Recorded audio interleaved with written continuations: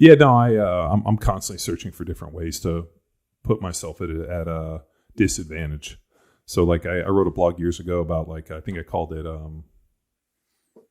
I think it was like always be a white belt. I just wrote a blog that like I'm always searching for things where like I think a lot of people are nervous to start things because like and I it's funny, I talk to my daughters about this constantly where I'm like, hey, you should try this. Well, what if I'm not good at it?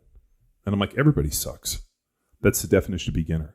Like, and I think the day that you can make switch the mindset where you like being a beginner, like you know, and I'll use the example of like boxing or jiu-jitsu or any of that stuff. Like I want to go in there and be a total white belt where I don't know anything and get choked out 100 times or get hit with 100 punches. That first day only happens one time.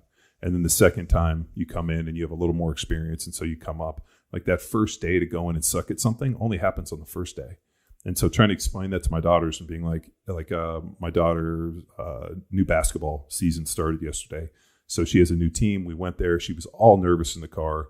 So I was like, well, let's get over there early and make sure that we're there. And she didn't know who her team was and who her coach was. And these, you know, didn't recognize any of the girls. She's like upset at me where it's like, you know, they're not here. I don't know. And I'm like, just sit back.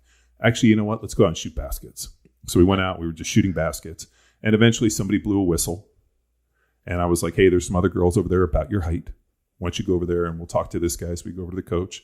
Hey, what team is this? Whatever. And then all of a sudden, within like a few minutes, everything's fine. But like the stress of this, and I was like, just show up.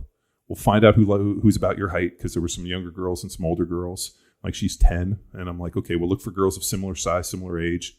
And then we'll just go over and make it work. And then in the car ride, she's like, how come you were like, weren't more like nervous about this? And I'm like, because I've done this a lot of times.